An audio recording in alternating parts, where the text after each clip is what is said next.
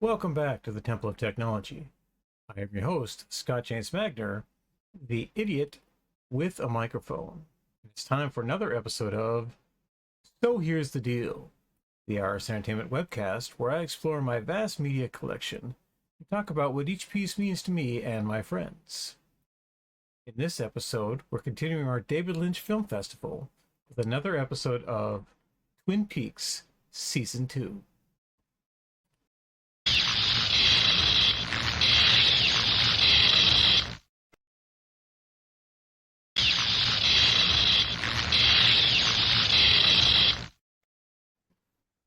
And welcome back, everyone, to the Temple of Technology. I am your host, Scott James Magner. My co-host for So Here's the Deal, McJulie, Julie McGalliard, and we're here to continue our David Lynch Film Festival with Twin Peaks Season 2. Julie, why is Twin Peaks important to us? Because it's been a while since we talked about it. Well, honestly, I'm just a big David Lynch fan. And Twin Peaks, I think, is the most iconically David Lynch of all David Lynch. Probably because it was a hit TV series, but that means that it has like a pop culture penetration. I can't get a thematic mug for Mulholland Drive. Um, and so I feel like Twin Peaks is the point where David Lynch fandom meets regular pop culture. It's kind of on that edge. It's an edge case. It's liminal. Um, also, I believe when Twin Peaks appeared, it changed the face of entertainment throughout the 90s in a way that was never really acknowledged at the time.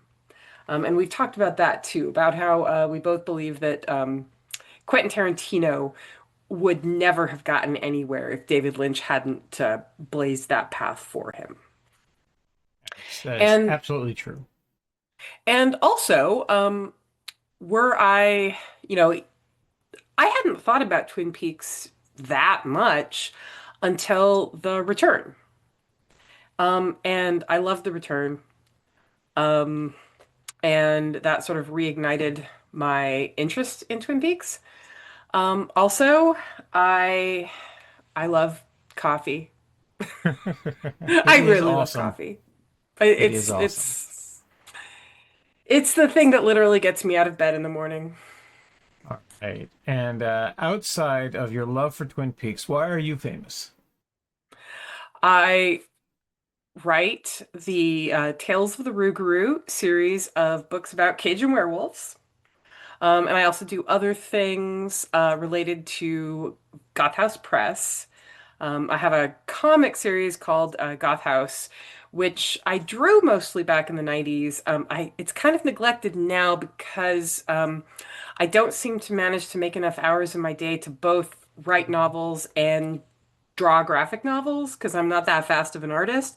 However, um, I do want to get back to it someday, and it was probably more influenced by Twin Peaks than I would ever have admitted at the time, in terms of its visual design and things like that. Um, All right. So that's our overview section. And it's our introduction section now. We're going to move on to our overview of the process after this brief message from, well, us. in the overview, we'll talk about the specific version of the media, any alternate versions, and our specific relationship to the piece. We'll also discuss production details, any related trivia, and if available, the Wikipedia summary.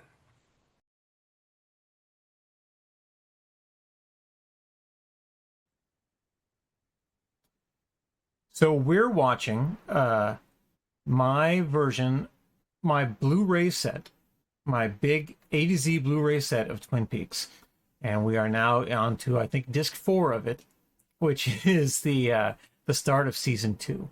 And I got this set last year after we started our David Lynch Film Fest because it had better commentary it had better subtitles, better clarity, better audio than the other Blu-ray set that I had and the DVDs that I had, and it upgraded everything to one level, and I thought it would really help us out. Plus, it was on sale, and I wanted it, and I'm a grown-ass man, and I should have the things that I want.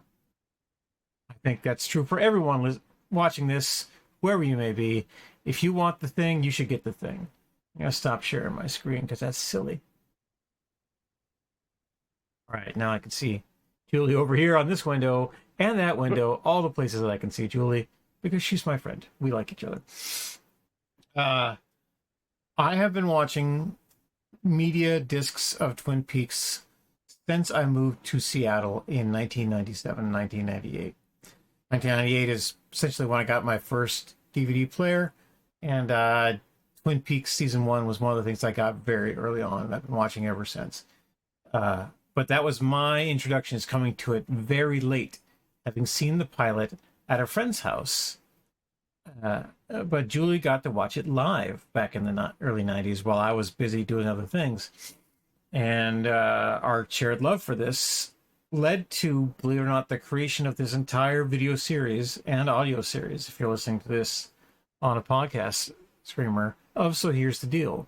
It's we wanted to do a David Lynch film festival. We wanted to watch 3 long-ass, messed-up David Lynch movies in one day, while our partners were busy doing other things because they didn't want to watch those movies with us. And we were trying to find somebody else to at least be in the room with us so we didn't feel completely nerdy. Not that that's a bad thing, but it just never happened, never happened, and never happened. And then this went on for 8 years, over which time I started collecting more and more David Lynch movies on Blu-ray with commentary tracks and subtitle tracks and documentaries about them. And my love for David Lynch deepened and deepened and deepened until last year we couldn't take it anymore. He said, no, we're doing this. And then Dave up and died. Jerk. Would have been David Lynch's birthday last week, but he didn't get to have that birthday. So we now celebrate his life instead of his date of birth. And doing that is continuing the David Lynch Film Festival with Twin Peaks Season 2. And specifically today, we are going to talk about, if I can make this, look, I did it. I can make this work on my screen, the episode, May the Giant Be With You. Before, we've had this segment here on the bottom of the screen say episode X, blah, blah, blah. We're into Season 2 now. And Season 2 is where episode numbering gets really, really tricky. Because Season 1 has 8 episodes, if you count the pilot. But they don't. And so a lot of fan websites call this Episode 9.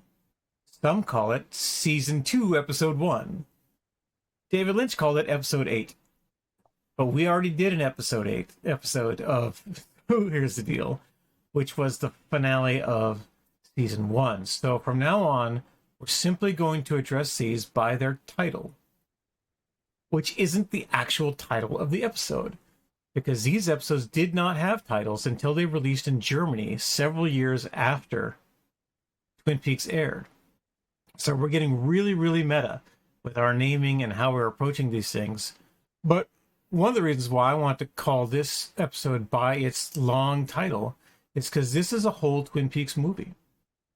Like the pilot was a movie. This is a movie. It's an hour and a half long. It's an hour and 38 minutes long, in fact. And it sums up Season 1. It sums up, for sure, that finale of Season 1. That happens in 30 seconds, 20 minutes into this episode. And we'll talk about that a little later. But this is the primer for the Twin Peaks universe. This is where the story actually starts, is with this episode, May the Giant Be With You. It was aired in September of 1990, September 30th, 1990, after, I think, 5 or 6 weeks after the last episode of Season 1 aired. In fact, I can just check that right now. The air date for the last evening, which is the finale of Season 1, was May 23rd, 1990. So in the middle of that, there was a lot of baseball, several feature films, and a whole bunch of David Lynch being everywhere all at once, which I think was a movie he would really have enjoyed if he got to see it before he passed. I don't know. The But it's Mariners lost that day. the Mariners did lose that day. Yeah, it was a bad day. I recall being drunk, and I'm not shy about it. All right. This Twin Peaks coming back to screens was a fairly decent ratings showing. They had a 19.1 million households, which is a 20% share of every household that was tagged. So 20% of television owners, 20% of televisions, rather, television households were watching the Twin Peaks season 2 premiere. It had very strong critical response. And I think it is one of the better Twin Peaks episodes. And I say this not only because David Lynch wrote and directed it in partnership with Mark Frost, who is actually listed as a co-writer and co-director, but it was David Lynch striking back about a lot of things, because during that break, during that interregnum, when they got renewed, we've talked about this in the past, they wanted him to just tell people who killed Laura Palmer right away. In fact, in this episode, they wanted people to tell him, they want him to tell the audience who killed Laura Palmer. And he says, no, we're not doing that. We're not doing that. And there is another dream sequence right here in the middle, right at the start of this, where one of the characters tells Dale Cooper, you shouldn't you shouldn't race too fast to find the answers to these questions, which is David sticking it to the network executives. So meta content. Meta content. Spoilers. We learn who killed Laura Palmer in the middle of the season, and then it just keeps going. But this is when he's still striking back, and he's still showing people, hey, I'm David Lynch. I can flex these noodle arms in a lot of different ways to tell these narrative stories. This was on ABC. It was the most viewed episode of the second season. In the next episode, the ratings go like this. I mean, they drop straight off a cliff, and then they stay at this bottom of the valley space throughout the entire bit, which is why there was no season 3 of Twin Peaks in 1991, because it just didn't get to where it needed to be. But it dropped by a good 5 million households. So 5% of America chose not to watch more Twin Peaks after this episode, which is a damn shame. We would have had a lot better stuff all around. And this marks a tiny departure from how people have been talking about Twin Peaks in the past, because we have both a plot summary and an events summary for this episode. And I don't know if you've got that queued up, Julie. I do have the plot summary. The one Excellent. from the Wikipedia overview. Is that the one? Yeah. I think there are multiple Wikipedia pages for this particular episode. So if you want to read the plot summary, I think I would like to read this long-ass event summary afterwards, if it's not the same one. I will read the plot summary. Take us away. As Cooper lies bleeding from his wound, he has a vision of a mysterious giant who gives him several clues, notably that 3 people have seen Laura's killer, but none have seen his body. In the fire's aftermath, Shelley and Catherine's husband, Pete Martell, recover from smoke inhalation, while Catherine is missing and Josie has fled to avoid suspicion. Leo, having survived his shooting, recovers under police guard. Albert returns to Twin Peaks to investigate Cooper's shooting, but Cooper returns to work quickly and realizes that Leo could not have been the killer, as he was in jail when the previous victim of the same killer was murdered. In the hospital, Jacoby recalls smelling scorched engine oil at the same time Jacques was killed. Overnight, Leland's hair has turned completely white, while Maddie is horrified when a nightmare she had of seeing the carpet covered in blood miraculously comes true. Realizing neither Leo nor Jacques could have been the killer, Cooper and the police theorize that a third man must have been involved. Audrey finds herself hopelessly out of her depth at One-Eyed Jack's. Still comatose, Renette has a horrifying vision of Bob killing Laura.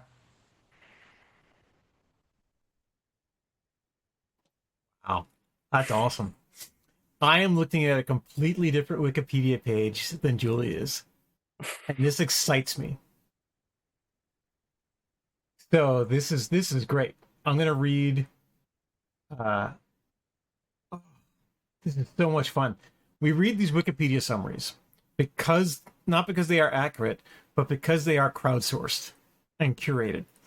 And so somebody out there thinks that this is the way to present the plot of the Twin Peaks season 1 opener, even though that had many facts in it, but very little context. That's how things go. The one I'm looking at is awesome in a different way. So it has a brief summary of season 1, which we don't need to get into, but yeah. But here is what this Wikipedia editor and or author has written in contrast to what the other one just wrote for us. Dale Cooper lies on the floor of his hotel room after being shot in the stomach. In the background, Deputy Andy Brennan calls out for Cooper from the telephone, and the waiter, enters Cooper's room. He places a glass of warm milk on the table, hangs up the telephone, and cannot understand Cooper's request to call a doctor. He leaves the room and re-enters twice, giving Cooper thumbs up. A mysterious, semi-transparent figure enters the room, and the Giant appears above Cooper. The Giant tells Cooper 3 things. There is a man in a smiling bag. The owls are not what they seem. And, without chemicals, he points. He asks Cooper for his ring and tells him he will return it to him when he discovers the meaning of his clues, and then vanishes after giving a 4th clue. Leo locked inside a hungry horse. There is a clue at Leo's house. After the Giant vanishes, Cooper begins recording a message into his tape recorder for Diane, revealing his dying wishes. During his speech, Sheriff Truman, Deputy Hawk, and Deputy Brennan enter Cooper's room with weapons drawn and bring him to the hospital. At the hospital, Cooper awakes and learns of Jacques Renault's murder, Leo Johnson's attempted murder, and the Packard sawmill fire. He recovers and brings Sheriff Truman. That is such a hilarious statement. Sheriff Truman, Deputy Brennan, and Hawk to Leo's house to search for clues. Hawk finds a blanket doused in gasoline, and Truman concludes Leo started the Packard sawmill fire. FBI Special Agent Albert Rosenfeld, arrives at the scene, and Deputy Brennan, while eluding Cooper, steps on a loose plank, revealing an abundance of cocaine. Meanwhile, Audrey Horne is working undercover at One-Eyed Jack's and realizes her father, Ben Horne, is the owner. Audrey hides behind a mask and almost has a sexual encounter with her father before he is brought away by his brother Jerry. At the Palmer household, Madeline Ferguson tells Sarah Palmer of a dream she had. Leland Palmer enters the room singing Marzi Dotes, and both women are shocked to discover his hair has turned white overnight. Sarah leaves the room, and Maddie has a vision of blood spewing across the living room carpet. Maddie later meets Donna Hayward at the Double R Diner and tells her about Leland's hair and sudden upbeat mood. Donna is given an anonymous letter by Norma Jennings, telling her to look into the Meals on Wheels program. Back at the sheriff department, Deputy Brennan discovers the answer to one of the Giant's clues, revealing Leo is locked in a jail in Hungry Horse, Montana on the night that Teresa Banks, a girl murdered the year before Laura Palmer, was murdered. Laura's secret girlfriend, James Hurley, brings Sheriff Truman a cassette tape of Laura speaking to Dr. Jacoby. At the hospital, Cooper and Truman question Jacoby about Laura and Jacques Renault's murders. While at the hospital, Cooper sees Jacques' body bag, which appears to be smiling, yielding yet another answer to the giant's clues. Bobby Briggs visits Shelley Johnson in the hospital, and then later visits his father, Major Garland Briggs, who shares a story of his vision with Bobby, bringing Bobby to tears. Sheriff Truman visits Pete Martell about Josie Packard's disappearance following the mill fire. Ben and Jerry Horn question Hank Jennings about Leo's shooting. Hank Jennings. At One-Eyed Jack's, Blackie O'Reilly, the brothel/casino's manager, berates Audrey Horn about not sleeping with the owner. During a dinner at the Hayward's home, Leland Pollard sings and suddenly collapses. Later that night, Cooper is visited again by the giant. The giant informs him not to search for all the answers to his clues at once, and that a path is formed by laying one stone at a time. He also informs Cooper, one person saw the third man, and he is known to Cooper. He ends his visit by telling Cooper that he forgot something.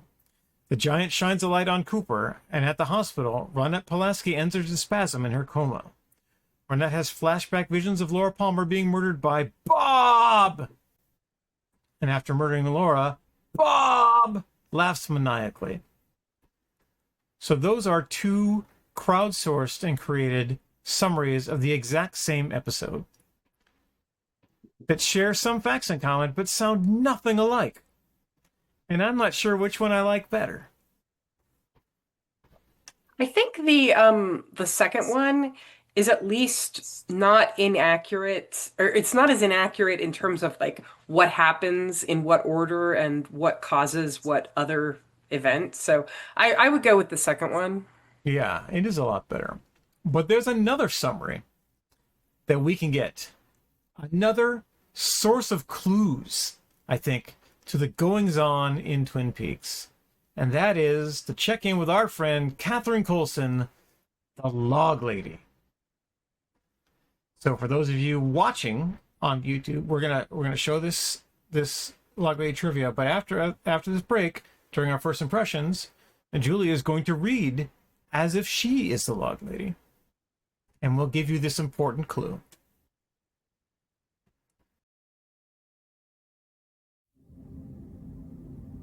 Hello again. Can you see through a wall?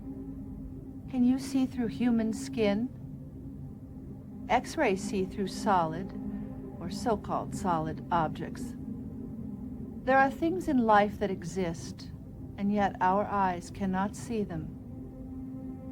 Have you ever seen something startling that others cannot see? Why are some things kept from our vision? Is life a puzzle? I am filled with questions. Sometimes my questions are answered.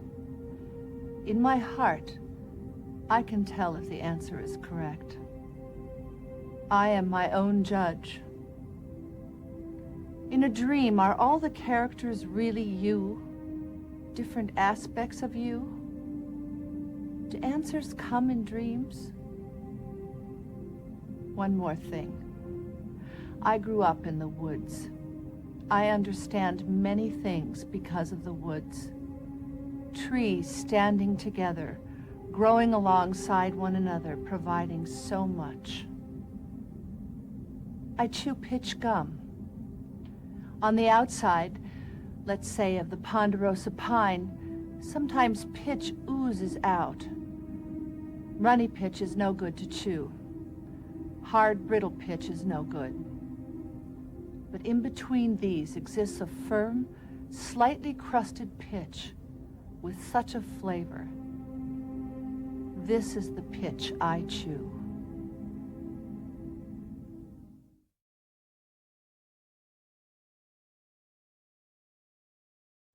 In first impressions, we talk about experiencing the piece for the first time, how it holds up over repeated viewings, and general chat about the episode. Oh, Margaret Lanterman, you're so wacky. And for those who weren't watching along with us on YouTube, we have a replacement Margaret Landerman, a replacement log lady, as if anyone could replace her.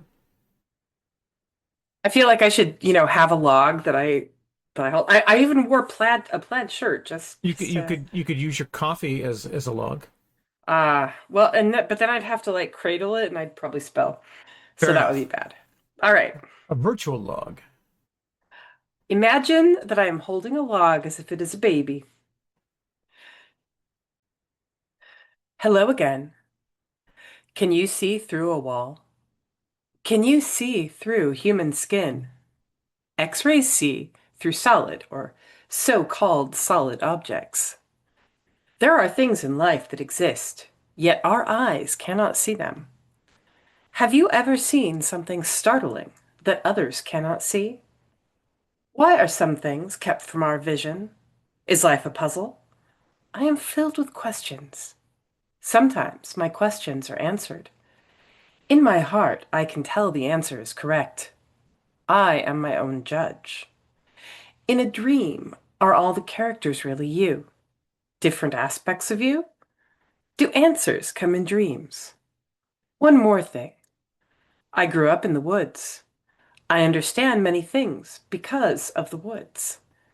Trees standing together, growing alongside one another, providing so much. I chew pitch gum. On the outside, let's say, of the ponderosa pine, sometimes pitch oozes out. Runny pitch is no good to chew. Hard, brittle pitch is no good. But in between these exists a firm, slightly crusted pitch with such a flavor. This is the pitch I chew.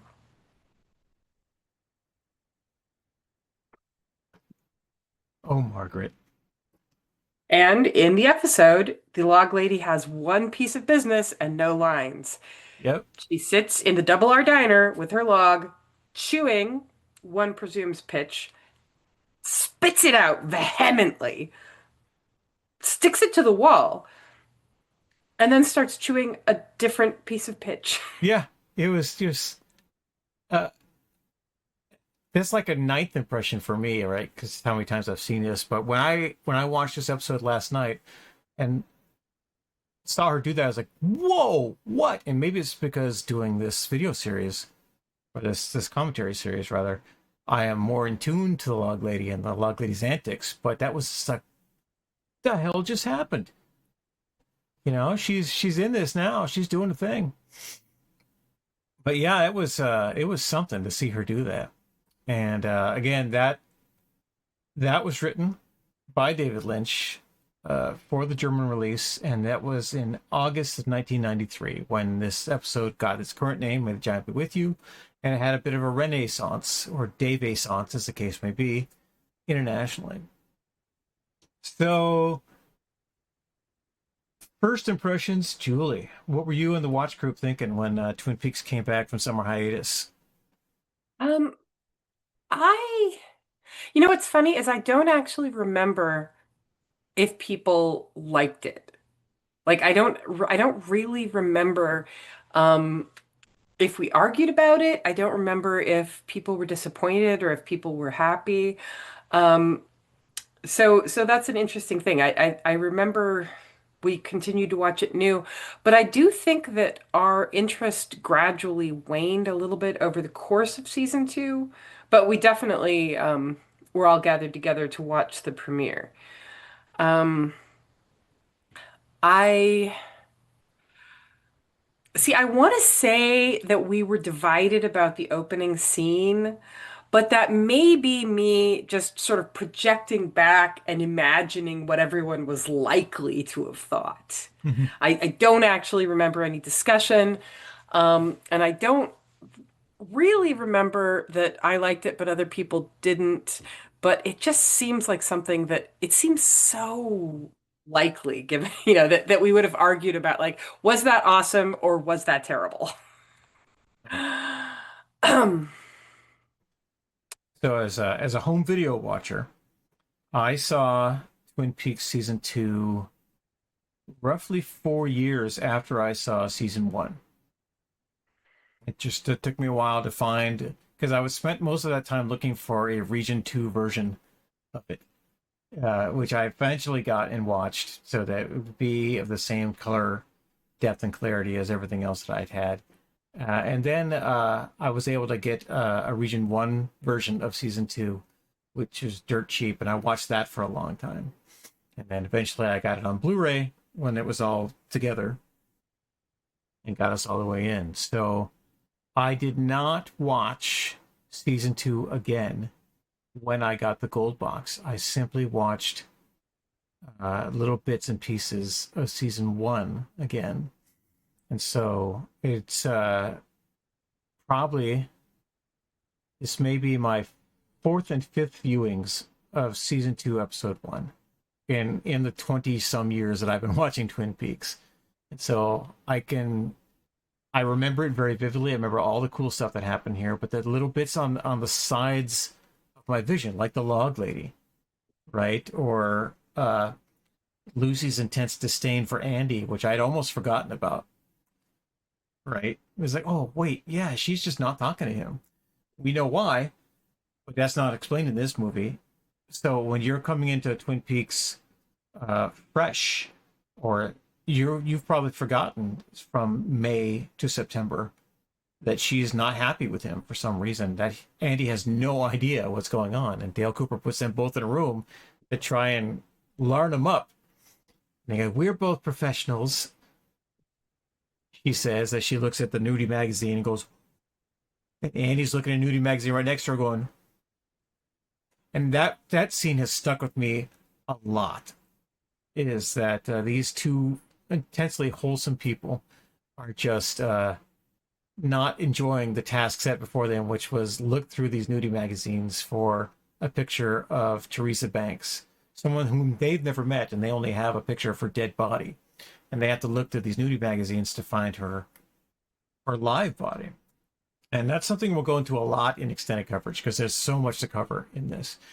But overall, my first impression of this was, wow, why didn't we have this as the finale of Season 1? This should have been the finale of Season 1.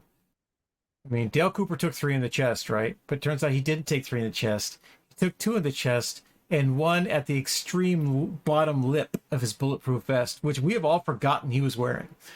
And that's the cool thing about this. He talks about being regulation and doing things by the book. And we just forgot that he had a bulletproof vest and that he may or may not have been wearing it. And he later he says in this episode, I never go on assignment, especially undercover, without wearing my regulation FBI issued bulletproof vest. And so that's why, even though he's lying on the ground with 2 bullet holes up here and a huge pool of blood coming from his abdomen, most of that blood isn't his.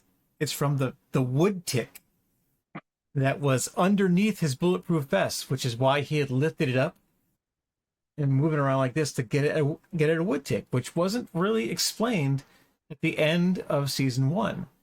But Cooper makes a point of saying, oh, there was a wood tick.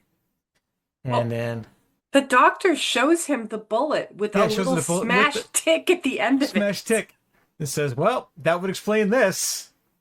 That's one way to kill a tick. And I'm going, and you know, as a seasoned fifth of decade Lynch fan now, I'm looking and going, oh yeah, that's a David Lynch thing.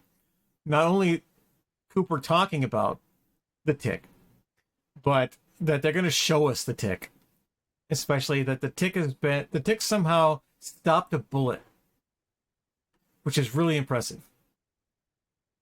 You know, that the bullet was blunted or something. Dale Cooper should still be dead. He got shot in the gut, right? And there should be a poisonous tick carrying Lyme disease shoved deep into his body, which would cause him sepsis. He should be dead, but he's not dead. Dale Cooper is a superhero. And he's having strange prophetic visions of men from other places and giants who speak perfectly normally. And he's not like... is dead, and this is all one of those post-death kind of things. The entirety of Season 2 is Cooper's post-death hallucination. Maybe he goes straight into the lodge here and not at the end, right? Well, think about it. One of the things the giant says to him is, "Where are you?" Yeah, where are you? He actually says that. Yeah. So just think about it. I'm thinking a lot about it. In fact, it was on my list for expanded coverage. Going through this, they do a fantastic job in this episode, though. David Lynch does, of coming back to the season and then explaining things that clearly were not explained enough in season 1 when he wasn't writing all the episodes. And so, I mentioned earlier that 20 minutes into this episode, Lucy gives a 40-second summary of season 1, specifically of the final episode, and she does it in such a fantastic way. It's like, oh, there's no question as to what happened, because this is Lucy, why don't you update Agent Cooper about what happened? And she gives one sentence at a time about things that happened in the last episode, and she leaves out some important ones, but she gets him caught up to the point where he goes, okay, gotta go to work. And then superhero Dale Cooper just jumps up and gets off the bed, and Dr. Hayward says, you shouldn't do that. You've got internal injuries. You're gonna die if you do this. No. The will has recuperative powers. It's gonna be awesome. Just need several hours to put my clothes on, which was the only indication that he's actually in any pain whatsoever. He says, I'm shuffling towards the end of the bed going, okay, this will take me a while, but I got to get back to work. It's like, you idiot, sit down. But Dale Cooper's not a man with a mission. He has stuff to do.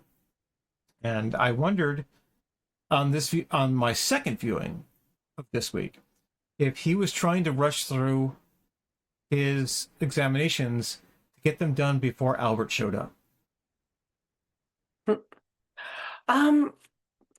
Yeah. Because Yeah, Albert shows up and starts waving big FBI beep energy around, because it's like, when someone gets shot, I got to show up and investigate it. That's how this works. This is my case now. And Dale's going, no, it's not. And Albert goes, yeah, it is. Gordon Cole sent me here to do this. So we get more information in this episode about Dale and the FBI, I think, than we got in a lot of season 1. And we get more information about Albert. We get certainly a lot more information about Ed. Big Ed has a huge monologue, which is awesome, about him and Nadine. We got a great monologue from Major Briggs, talking to Bobby. We get a lot of information going all the way around here. And the character who is, I think, most underserved in First Impression Land is Donna. Because considering how Scooby-Doo she and James were all throughout the last half of season 1, she's just kind of there in this episode. Because, one of the scenes takes place in her house at her dinner table.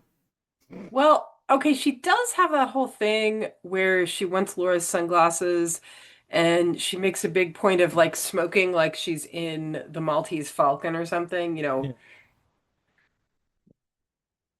And then when she goes to visit James in prison, she does one of the all-time in jail. cheesy vaudeville. Oh, sorry, jail. One of the all-time cheesy vaudeville bits where he asks, when did you start smoking? And she says, very tense. And he says, what are you tense about? She says, smoking. Yeah. I mean, you gotta be kidding me. No. So anyway, Donna doesn't have a lot to do, but what she does is pretty funny. Yes, it's somewhat impactful. And we didn't prepare, spoilers, we didn't prepare character summaries for this episode because there are no new characters. But there'll be new characters coming up throughout season 2, and we'll go back to doing character summaries. But we'll do character assassination stuff in expanded coverage, because there's a shitload of that in this. And I'm not talking the various people who got shot. I'm talking absolute character assassination that happens in this episode. Any other first thoughts from your initial notes? Well, I don't know if you want this on the first thoughts, but I do think, for me, one of the strengths of this episode is that it really just leans into the Lynchian weirdness. That's And the first thought for sure. Yeah, first impression. His quirky, like the fact that the opening scene is one of those excruciatingly long, drawn out, frustrating, David Lynch scenes for like it takes almost 5 minutes. That's a huge amount of screen time. It takes almost 5 minutes for that interaction With the waiter. with Cooper and the waiter to go. Yeah. And he's so slow. Um, and so clueless, but it makes me laugh harder every single time I I watch know. it. I was losing it. I was losing it today because I knew I just watched it last night. I'm watching it again this afternoon in preparation for our to get my notes done for tonight. And I'm watching this guy, and it's like, you just mentioned vaudeville. This is vaudeville. This is what I just forgot his last name. On the Carol Burnett show, Tim. Yes, This I is was the trying to think of where I'd seen that before, but yes, this is the Tim Conway. This is the Tim Conway sketch where he's the old man. Oh, and he's walking around like this, and people hated when he did it. The cast members hated when he did it because he was so funny. He was so hilarious doing this bit. Oh, that none of them could keep straight. They all broke. They broke every time, and they're finding ways to go like this. But this actor, and I don't think I've ever seen him besides this role in Twin Peaks, so he must have passed in the 90s. But that guy is a comedy genius, doing all this crazy stuff. And David Lynch saw this guy's potential and says, all right, I'm going to give you these bits, and you got to do these bits. And it's one of the highlights of the episode for me, is that first bit, because he goes up there and Dale Cooper says, I need you to call a doctor for me. Says, the phone's off the hook. Please call me a doctor. I need a doctor. And then when he hangs up the phone, says, the phone's hung up. And he's just walking away. He's like, oh. And then he goes and he hands Dale Cooper a bill. He hands him the room service bill. Dale Cooper just took 3 in the chest. He's literally He's bleeding lying out on the floor. on the floor, and he holds it out and then hands him a pen, and Dale takes the pen and goes, does this include a gratuity? Yes. Okay. And he signs it. I really need to see about that doctor. Phone's hung up. Yeah. And then the dude walks out and goes, I heard about you. And then Dale, bleeding out on the floor in intense dying pain, goes,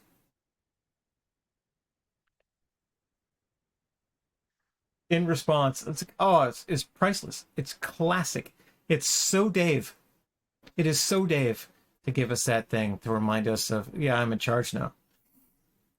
And then there's Cooper's monologue to Diane of all the things that he wants to do with his life, almost all of which got done in Twin Peaks: The Return. I don't think he solved the Lindbergh baby. He knows, though. He knows.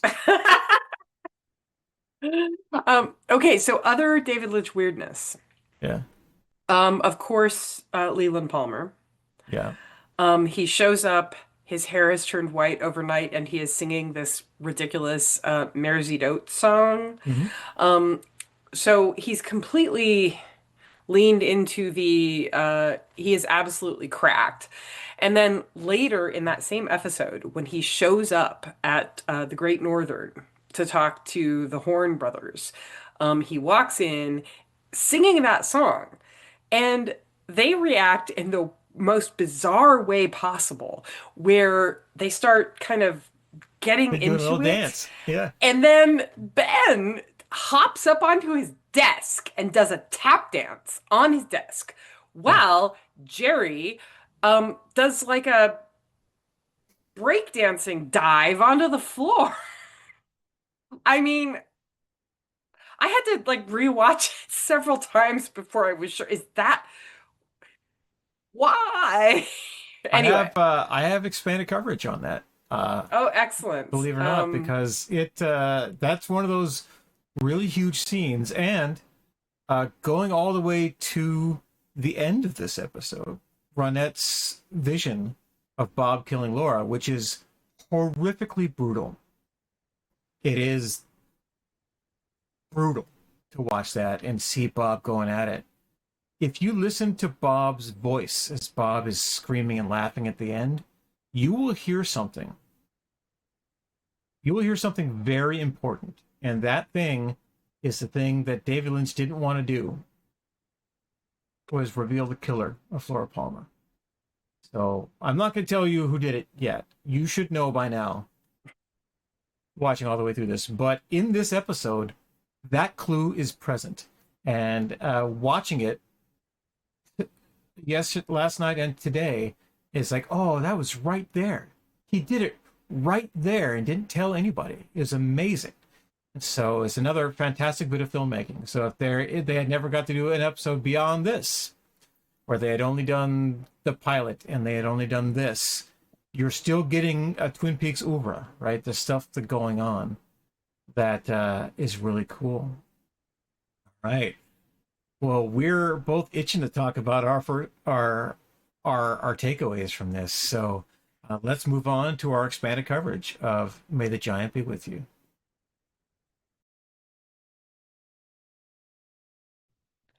In expanded coverage, we talk about the greater universe, mythology of the piece, any cool personal takeaways, and tie the media into the greater works of David Lynch.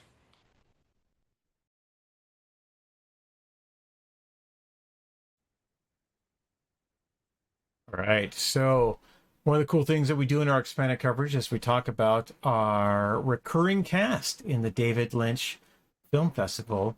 And I misspoke earlier. We actually have one who we've seen in passing, but she didn't have a line until this episode.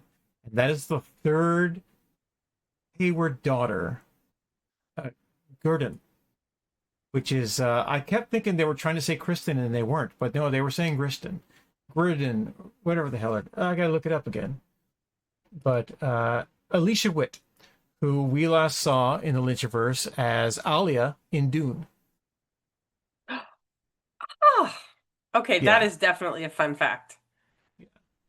And we will see her again in several bits throughout our film bit. But it was amazing to watch her as a slightly older girl, because she was filmed as being very young in Dune. This is 5-6 years later, so she is definitely a teenager now. And she is again playing younger than she actually is. She's probably 16, 17 years old in this episode, but playing a 13-year-old. Donna is playing 17, and the middle sister, whose name I always forget, Harriet, is playing 15. So the daughters are all boom, boom, boom. And they're all going to school in such a fashion that the teachers all remember them. And the other children remember them in sequence going through.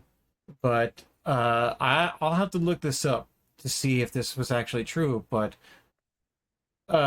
she's playing piano like there's nobody's business. Like really, really good piano.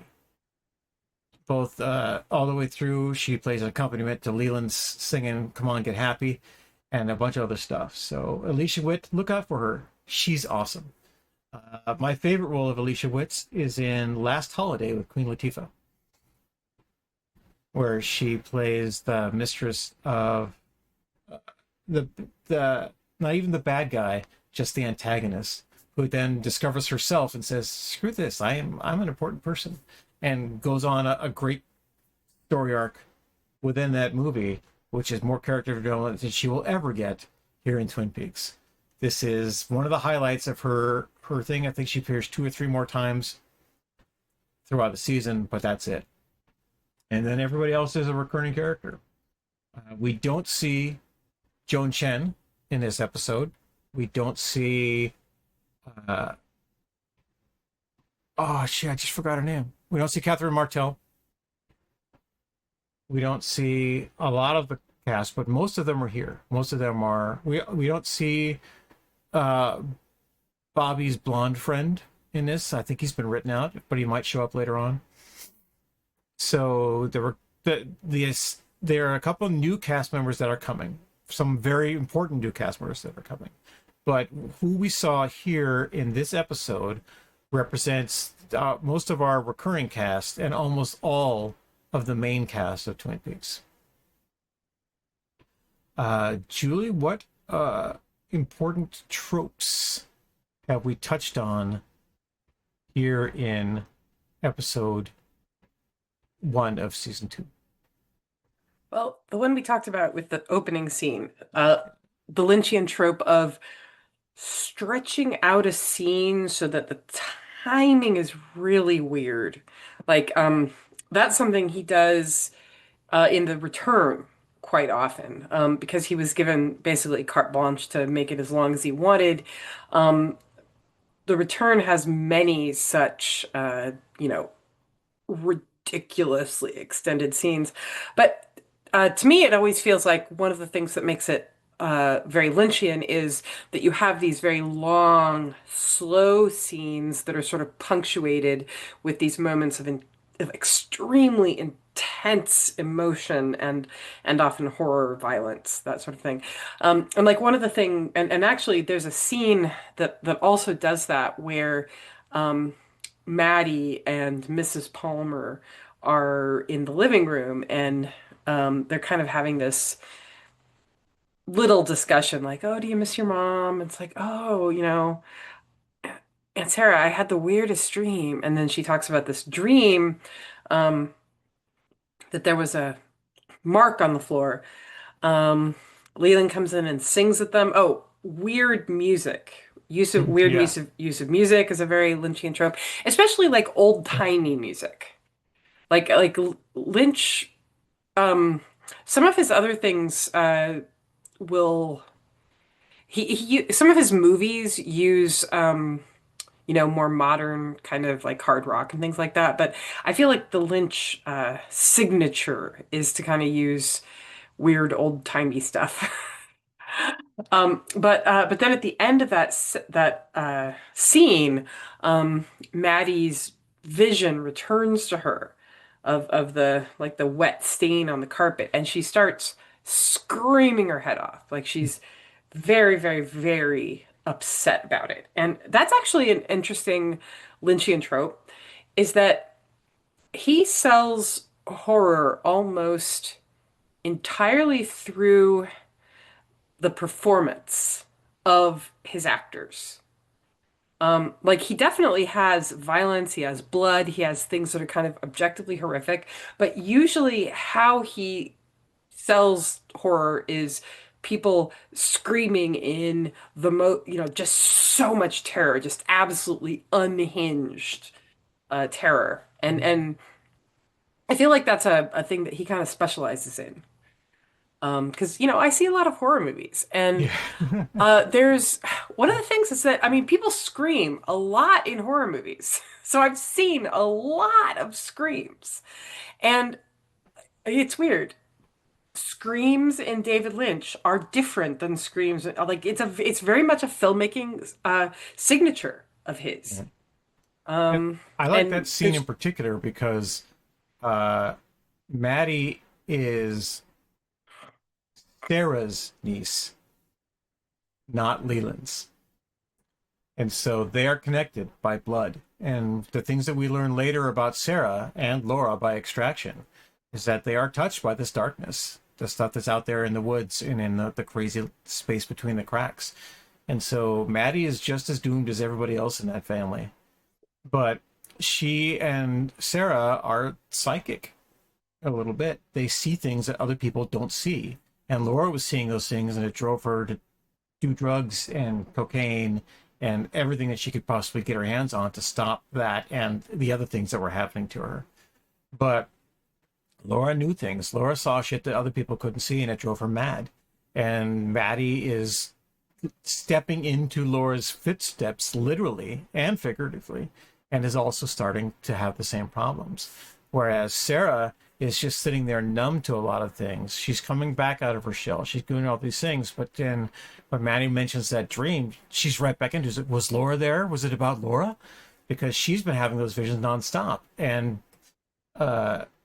Leland mocking her about them, trying to get her to talk about her for horrifying visions to Dale Cooper and everybody else. Go, oh, she saw this, she saw this, when he doesn't believe her for a second, but he knows this can get under her skin. He can, that crazy dynamic that they've got where they don't like each other one bit, but they're married and they're going to stay married, which is, I think, where all the married couples in this thing. I don't think there's a single happily married couple anywhere in this. Besides the Haywards. Haywards. Yeah, I was getting to the Haywards. But Okay. But yeah, they're the only happily married couple, and it's because they're not crazy. Everyone about that is sane. So, I don't know. I'm still holding out hope for Hawk, right? Maybe his girlfriend, mystery girlfriend who lives in upstate Or boyfriend. New York. Remember. Or boyfriend. Yeah, shoot, just said professor. Right? But I think the strong implications that he is not gay, even though we want him to be. We want it. It makes things so much better. Yeah. The crazy, I'm not gonna say crazy. The bizarre way that Dale Cooper is straddling two worlds at once, right? So where are you? And I think the Giant is actually talking to him there in his hotel room both times, but he's clearly got a foot in the other side, you know. And it's not just a near-death Well, he has experience. just been shot. Yeah, he has just been shot. He took 3 in the chest. The Dale was already plugged into Tibetan mysticism and various other things. And what we see of Gordon Cole later on in stuff, especially in Fire Walk with Me, Gordon Cole fully embraces the spookiness of that and was giving Dale Cooper spooky stuff on purpose because he saw a kindred spirit and the things that were going on. Albert, not so spooky. Albert is a scientist. He's a by the books kind of guy.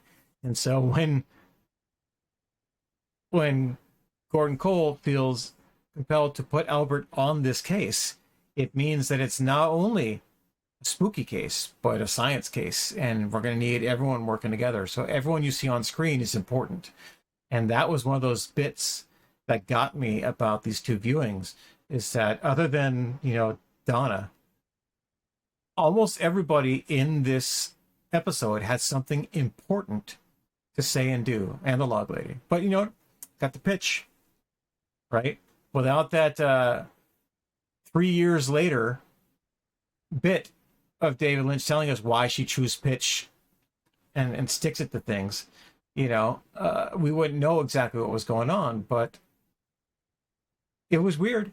It was bizarre, and it was the sort of thing that we need to ask the log about if you can figure out the right questions, which is the same thing the Giant is saying to everybody.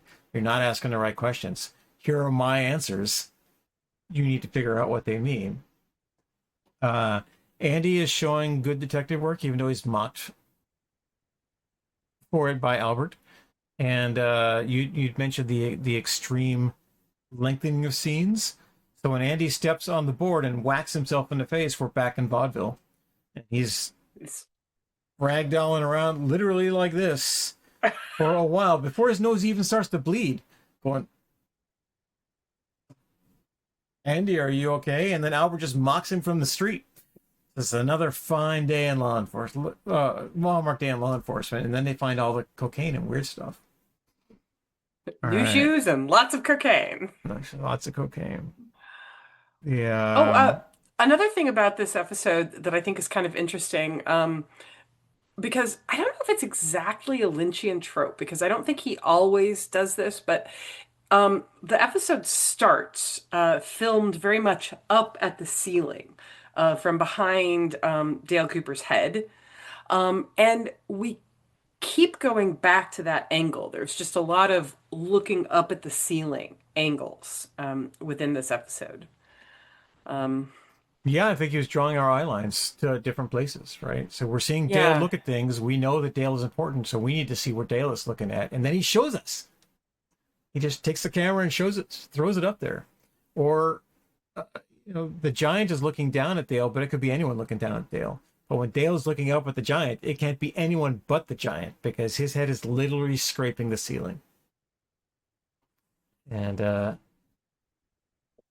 yeah, I don't want to use the word freak, but David Lynch, the trope of freaks is present in here with the giant and the one-armed man. So they are not normal people. They are freaks, and they are moved in and out of scenes for various reference. But the people who are just a little bit odd, they are our protagonists. They're the ones we see the story through, and the others are there for contrast. And I kind of want to put Ben and Jerry Horn in the freak category because they are absolutely touched by darkness. They have spent too much time doing evil things, and Bob and the forces that drive Bob are leeching into them through various portals, as it were. Leland's hair has turned white because his life has been touched by Bob, and he's gone mad. He's singing happy little jaunty songs, but he's singing them in such a fashion that other people are dancing around. Just like the man from another place said, where I come from, music fills the air. And now all of a sudden there's music everywhere. We've got a vaudeville actor doing vaudeville stuff. And when he sings, other people are just tapping their feet and going along. Even Sarah Palmer during the dinner scene, right? Who's going, oh, God, Leland. But he starts to sing and she smiles. And she's happy because he's saying, get happy, get happy, get happy. And everyone is laughing. Maddie's laughing. Donna's laughing. Gertner's certainly having fun as she's plinking away at there. But Dr. Hayward's going, yeah, it would be nice if you sang. He said, no, I'm going to do it. And he gets up and he goes and sings. And then Dr. Hayward is 2 seconds away from snapping his fingers and getting into it as we go, because that's the power of the other place. And it's everywhere. It's the darkness at the Bookhouse Boys, whom the giant is telling Cooper not to trust, that they've got, that they're fighting against.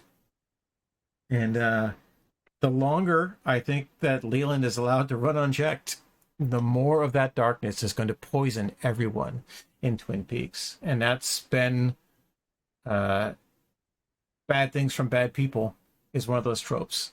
You know, there are no redeemable villains in the Lynchiverse. There are people who should be redeemed, like Blackie, but they're not. They keep choosing evil. They keep choosing darkness. Blackie is not having a great time at the beginning of this, and she starts, I'm going to do some heroin, and then I'll feel fine. I'm just going to numb myself to all the crazy stuff that's going on, specifically the fact that I have to have sex with Jerry Horn again. But in general, this is my job, this is my life. I have to send virgins in to be defiled by my boss. I have to deal with drug dealers. I have to do all these things to have the level of freedom that I have. And I deal with this by making myself a slave. That's how I gain freedom. And it's just like there's nothing redeemable about that. She is choosing evil. And almost everybody in that casino has already chosen evil. They're all corrupted. And it's not just Bob evil, it's just pure evil that Bob and the things from another world are using to seep into and attack Twin Peaks. So that leads me to a really interesting kind of weird little subplot. Something I did not notice the first time I watched this episode. I know I didn't. But when I was rewatching it, the hotel, the hospital food. The hospital food, yeah. There is a recurring, it's sort of a joke, but sort of not, of the hospital food, because everybody's in the hospital. People were hurt. Of hospital food as being the most disgusting hospital food. Like, it looks like baby food, but it's these weird green colors, and you're like, I don't even know what that's supposed to be. And not only does it look disgusting, but whenever anybody smells it, they really, like, they'll smell it and they go like, ugh, you know, like it clearly smells disgusting too. And so I saw on a fan forum a really interesting theory about that. Because Bob, was in the hospital. Bob is the one who killed Jacques, right?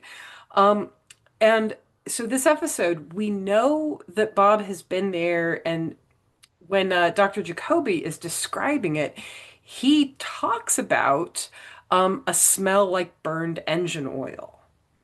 And over the course of season 2, that smell is going to become more and more important because it's a sign that like the Black Lodge is near. But I read a fan theory that not only is the disgusting looking hospital food kind of a precursor to the Garmonboza. Yeah. Anyway, the creamed corn stuff that comes up later, but also that the presence of Bob in the hospital is what contaminated the food. That's why it's all completely disgusting.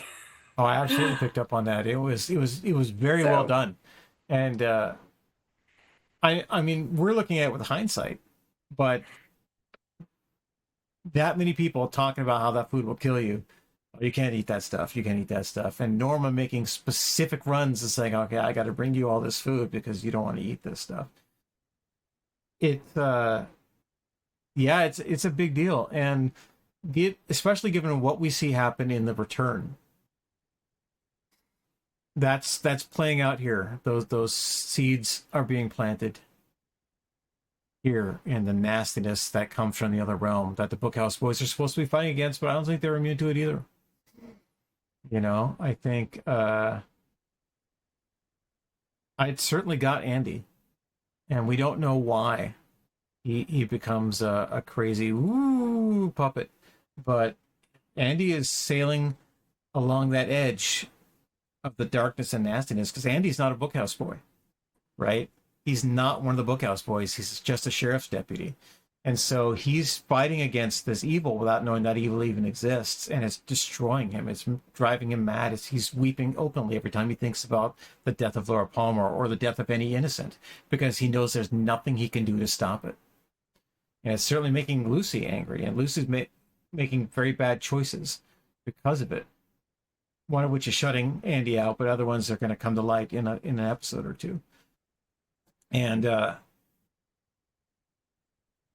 it's this episode is dense, and it's a supersized episode, right? It's filmed cinematically. It's got a lot of stuff going on, but it's also got a lot of dross going on every so often. Like I didn't think we needed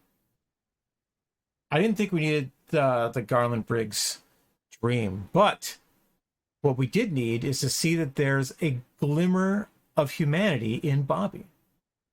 As his father tells him, even when I'm unconscious, I still love you. He describes this dream where he sees his son in his childhood home. And my son, he's not saying, I saw you, Bobby. He's saying, I see my son. And he describes how his son is prosperous and happy and at peace. And then I wanted to share that with you because that's what I see. And I hope for you is that you have this. And Bobby and the Major shake hands, but Bobby doesn't want to let go. All of a sudden, he's latching on to his father for the first time that we've seen. And Bobby Briggs is a piece of shit. He is a waste of human space, but he's not irredeemable yet. He's done very bad things, but he has that emotion. He still knows that life is possible, and he's holding on to his father and doesn't want to let go because maybe his father will pull just a little harder and pull him back from the edge. He doesn't. But it's there. It's something that Bobby wants. There's a bit of flashback in the meta narrative where Bobby, who was the person Leo was trying to chop wood at, right? Hank Jennings describes, Leo was chopping wood. He doesn't say Leo was trying to kill Bobby with an axe. What he says is, Leo was chopping wood. Jerry Horn goes, he's chopping wood inside? It's like, you know Leo. He was chopping wood inside? It's like, you know Leo. He goes, okay, yeah. But for some bizarre reason, Hank Jennings is protecting Bobby Briggs, and I don't know why. It's bizarre to me. It might be just an instinct to kind of maintain leverage over people. Because that's how Hank does stuff. So it is. and not redeemable, not in any way. But something that we touched on in our character summaries of Norma and Ed is revealed here in narrative by Ed, talking about how he and Norma fell out suddenly and he didn't understand why. And then Norma went off with Hank, so I went off with Nadine. And both of them got married and both of them were unhappy about it. But he talks about Nadine and his life with Nadine and how it's like, you can't not love somebody who loves you that way. And he was gonna leave her. He was gonna leave Nadine last season, and then she took all the pills, and now he can't. He's trapped. It's the tragedy of Big Ed. And it's like he would like nothing more than for Nadine to have died. But he would be very, very sad if she died because he does love her. Not as much as he loves Norma, but he does love Nadine, and he does have a life with Nadine that they've built together. And the more tragedy is that whatever got into Nadine and made her want to take all those pills is still in Nadine and is going to stay there. Maybe it got in through her eye 20 years ago, but it's there, and she's just as corrupted as everybody else. So Albert Rosenfeld, the only one not touched by darkness, and he was dark to start with. Well, I was going to say, did you catch Albert's reaction when Ed tells the story about, and I'm responsible for why she lost an eye? And Albert's kind of like, Yeah, what? He's like, wow, I knew you guys were Hicks, but this is Hicks stuff even beyond what I envisioned. Right. And then at one point, he's just laughing. Albert's laughing at everyone in more, I'm a big city boy and you all morons. But it looked like for a second he was having a human emotion at one point when they were talking about the crimes going on. But then David Lynch takes a moment to show us that both Cooper and Albert are really good at their jobs. From the crazy bits, like just looking at the blast pattern on his chest, Albert goes, the left-handed person shot you, and they were about this tall. Right? Just by seeing where the hits on the vest had come and various bits. It's like, you can't possibly know any of those things, Albert, unless you are superhero god mode. And apparently he is superhero god mode. It's like, and then he goes, I'll know more once I get into the lab. So I'm just staring at your bruises. I know these things that happened to you. And then Dale has a revelation. He goes, okay, you told me these two facts. I know I'm going to break everything down tomorrow, and we're going to tell you how Laura died. And so, okay, not who killed Laura. We're going to tell you how Laura died. And they do it to a small room. They don't tell it to the whole town. They tell it to our principal cast, who are all there in the room. And then Andy has one of those moments, right, where he has had enough and he's fighting back against this darkness, which is epitomized in that moment by Albert's mirth of and disdain for people around there. And Andy says, no, this is bullshit. You can't talk to people this way. You're a bad person. And he is just fierce in his condemnation of Albert's behavior. And Albert actually takes a moment and goes, okay, that's going on. But Lucy has a moment and looking over there going, that's the guy I love. Where's he been? You got to find the things that push Andy's buttons, and certainly being an asshole is one of them. I like how no one is sad about Jacques Renault. Oh, I was just going to say, in terms of foreshadowing, the fact that he gives the height of the shooter is actually a clue, because he gives it between 5'6" and 5'10", which actually eliminates a lot of the male cast members. A lot of the male cast members, right. They are taller than that. Okay, yeah. So, I mean, it's either one of the teenagers or it's one of the women. And since we don't know where Catherine Martell or just forgot her name, Josie Packard are. Josie Packard. They're on the list. But, I mean, a lot of people are on that list. It could have been Shelley, for all we know. She could have done all that and then tied herself to a chair. We know she didn't, because we saw Catherine save her in a moment of, not because I should save you from burning to death. It was like, I'm thinking what to do next. Okay, I guess I'll cut you loose. But it ends up, being our other Packard that saves her. Going through. Hawk has, 3 lines, and then important. I found this thing. Very sad. James really gives things all the way around there. But I think one of the scenes that really really does well for me is the Hank Jennings and the Horn Brothers in darkness. I mean, that just sums up the episode to me, is that these three guys are irredeemably evil. They can't even meet with the lights on. Right? This is how bad they are. They have to hide away from the light. The visual of, as they enter and they close the door, how he's in light and then the light just kind of goes away. Yeah. That visual is beautiful. Wonderful. Absolutely wonderful. And the way he's standing in front of the fireplace. Mm-hmm. Because again, the recurring theme of fire. Yeah. Yeah. I also like that the giant is a being of light, right? In opposition to the man from another place, who's a being of darkness. He talks forward. He still talks in riddles, but he talks forward. He appears wreathed in light. He shoves light into Dale Cooper, says, "You've forgotten something." And we know that the thing he's forgotten is, oh yeah, where's Audrey? Right? Because only Ben remarks, "Hey, where's my daughter?" And he goes, "I don't know." Okay, speaking of that, the fact that he's trying to get with his daughter, thinking she's a new girl at One Eye Jack's, she talks to him. Yeah. He doesn't recognize her voice. He doesn't recognize her body language. It's like, I don't think he does. He's a bad father. He's a very bad father. He's a bad person in general. But, you know, he went there to rape somebody. He doesn't really care who it is. And I applaud Audrey for, you know, not doing it when she figured out what was going to happen. But, you know, would she have slept with Jerry? Would she have slept with somebody else who happened to have been the owner? To get honestly, that information. I don't know if she would or not, but I don't think she was actually ready to sleep with anyone.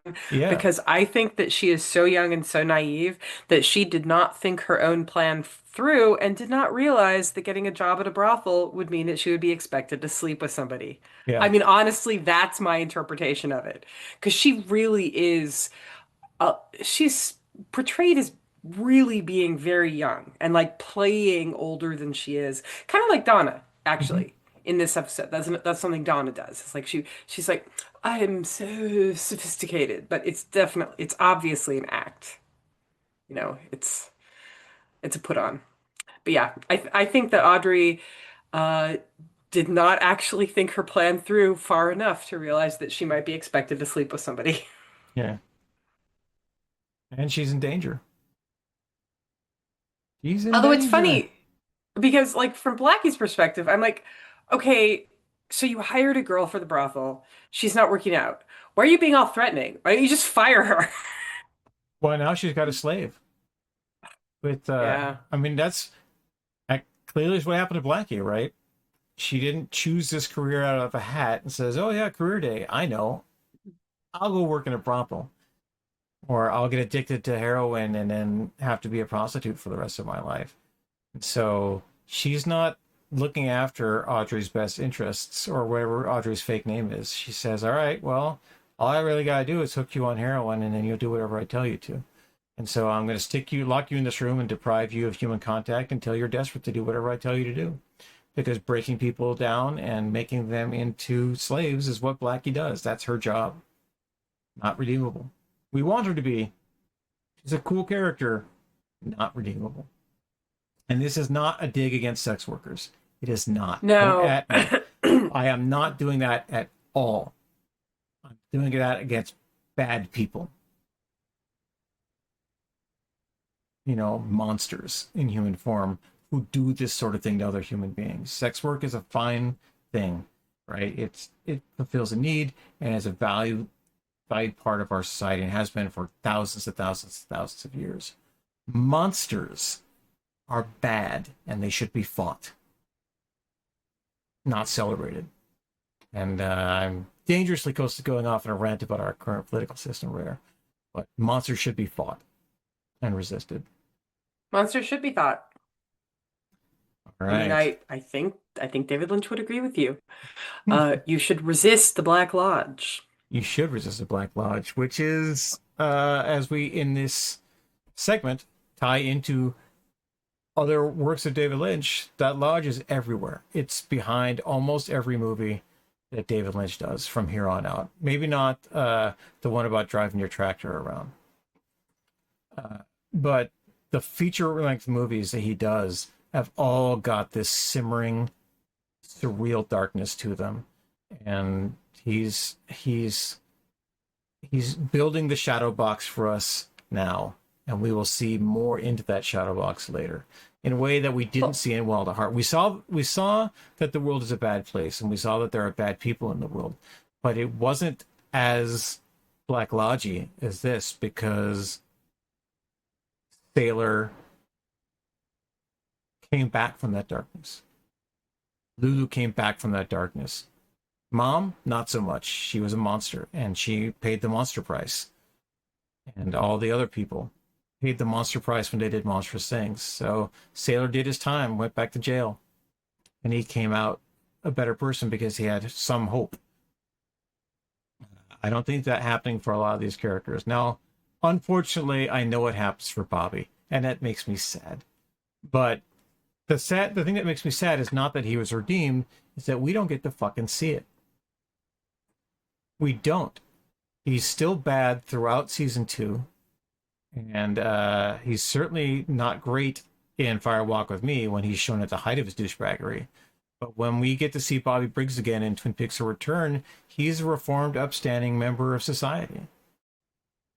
He is a good person who's still haunted by the events of Twin Peaks, but he's become a good person, and we don't get to see it. We don't get to see that growth. All we get to see is, well, what we'll see in the next episode and the one after it. We get to see him do stuff, and it's not great stuff, but he's not Leo, right? He's not Leo, and that's why Shelley loves him, or says she loves him. And he says, well, I guess I love you too. I guess I'd have to say I love you too. He's very reluctant. He's very reluctant, but he says, I guess I have to say I love you. Not that I love you, but I have to say it. And it's like, oh yeah, you're in your hospital bed recovering from almost suffocating on smoke. Why don't I feel you up and make out with you? Fucking tool. I'm getting more. All right, there's my righteous anger at Bobby Briggs right there. I mean, you can give him one pass, which is that he is the actor, of course, is not, but Yeah. Bobby Briggs is supposed to be pretty darn young. Like, I think he's barely 18. Yeah.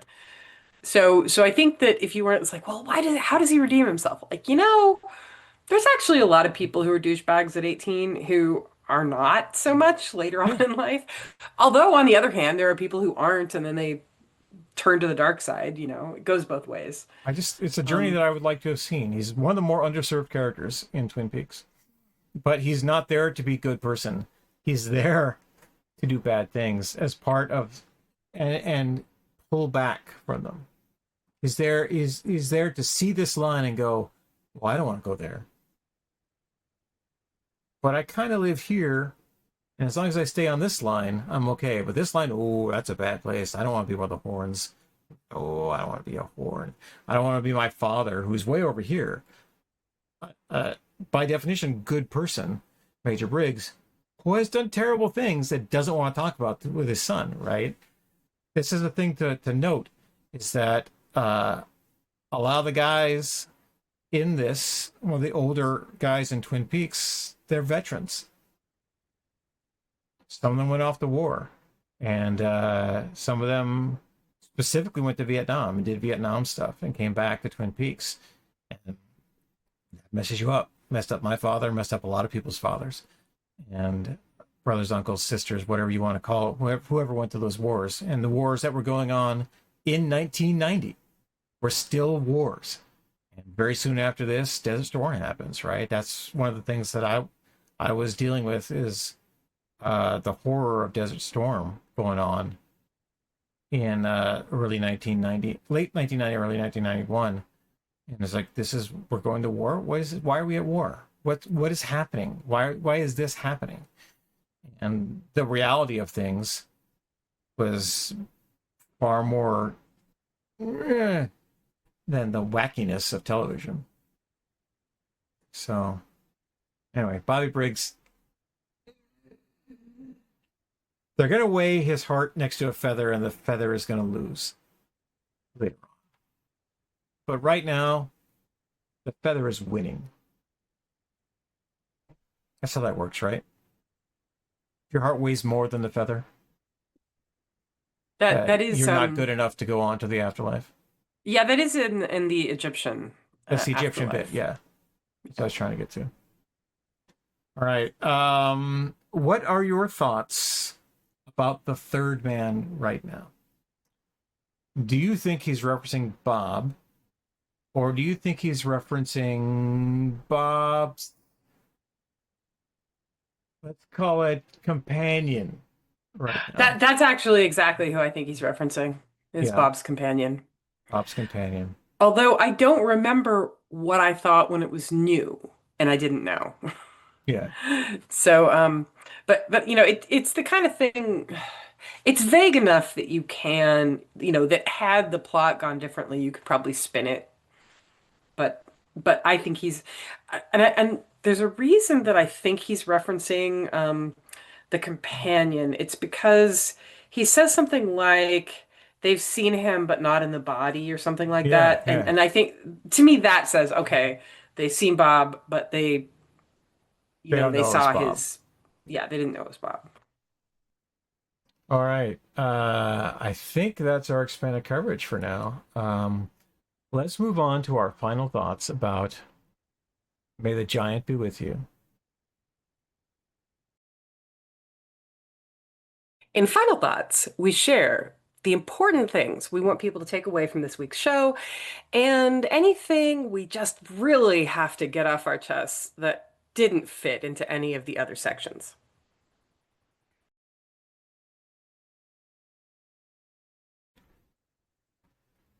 All right, our final thoughts, our important takeaways from Twin Peaks Season 2, Episode 1, May the Giant Be With You. I've mentioned this multiple times in multiple sections here. The monsters are real, and monsters should be fought. And when you see people who are willing to fight the monsters, regardless of the cost, stand next to them if you can, but behind them if you must. Because they're doing a very important thing. And Dale Cooper's doing that thing. He lives because of plot armor, but also because he's the one who can fight the darkness. He understands the darkness. He's seen the darkness. He came chasing that darkness to Twin Peaks and found more darkness. But he also found people fighting the darkness. And he's going to keep doing that. That's my takeaway. Keep watching. Julie, I know you have a very important takeaway. I do have a very important takeaway. Because the song that Leland Palmer sings, the Mares Dote song, brought back childhood memories of my grandma singing it. And I still don't really know why, but something that has bugged me about that song ever since I was a child is, okay, the song is mares eat oats and nosy dotes and little lambs eat ivy, a kid'll eat ivy too, wouldn't you? And obviously it is, you know, mares eat oats and does eat oats and little lambs eat ivy.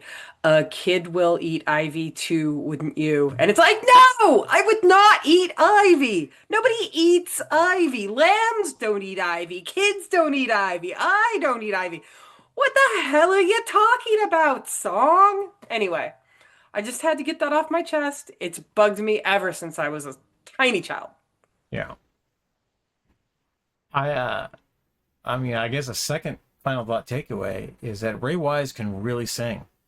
And in this episode, you can see him not being the tortured bug-eyed guy, but he's whoever this Leland Palmer is, and whatever's going on with Leland Palmer right now is kind of entertaining to watch until you see the shadows lurking behind his eyes. And when he so he sings Get Happy at the dinner party and then collapses on the floor. and Dr. Hayward sends her his medical bag. They go to treat him, but he just perks right up and goes, "Begin the beguine." He's calling for another song to sing. Right? He's like, "I don't want medical treatment. I want to sing more songs." Or just like in the last few episodes of season 1, where he's, "I want to dance. Dance with me. Dance with me. Dance with me.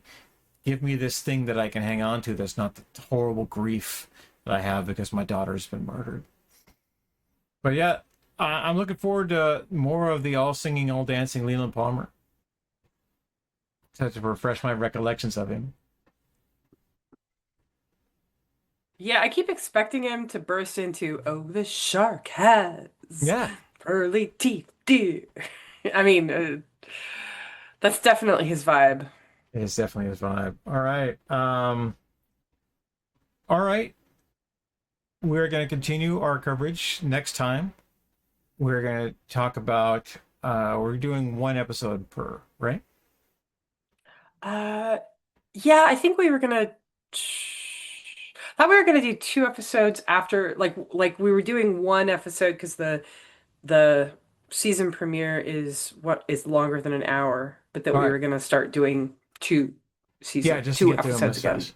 Sure, absolutely. So we're going to talk about the next 2 episodes of season 2, and I'm going to pull up those episode titles now. Well, the episode titles are technically episode 9 and episode 10, but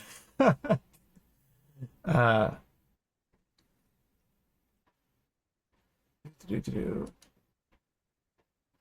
episodes are Coma and where did it go? Oh, I lost it. Coma and The Man Behind the Glass, which are about as telling as a couple episode titles as we can get to. Thank you for watching, everyone. I have been your host, the Idiot with a Microphone, Scott James Magner. I write science fiction and horror and whatever else I can reasonably get paid for. You can find me online at bogwinex.com or at various platforms such as this one as SJ Magner. You can also visit rsentertainment.com, which I'll talk about in a bit. But Julie, where can people find you online? Gothhouse.org is my main website. That's where Gothhouse Press can be found. I'm also McJulie on most social media platforms. And I also have books on RS Entertainment. That's right. So RS Entertainment, of course, is our sponsor, us. And here's us to talk more about that. Thank you for watching, everyone. We'll see you next time. Bye for now.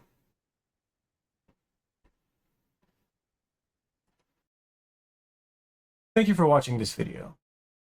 If you'd like to support the stream, please like and subscribe on whatever platform you happen to watch it. But also, consider buying some books. rsentertainment.com is a progressive publisher that focuses on independent authors and the stories that they tell. We have a curated selection of novels in science fiction, fantasy, high fantasy, space opera, horror, just about any genre that we believe needs some support, and the authors that need to do so as well. You can find this website by using this QR code or by typing rsentertainment.com into your browser and head over to our shop where you can get a free book written by me, Scott James Magner, called Homefront. Homefront is my 2014 science fiction novel, which I've later expanded into the Homefront trilogy of Invasion, Landfall, and Beachhead. But to get a sample, just go here, select the ebook, and you see it's $0. Free book delivered to you, your email. All you have to do is sign up for our mailing. That's it. That's all you need to do. Thank you very much for supporting us here at the Idiot with a Microphone channel, and we'll see you soon.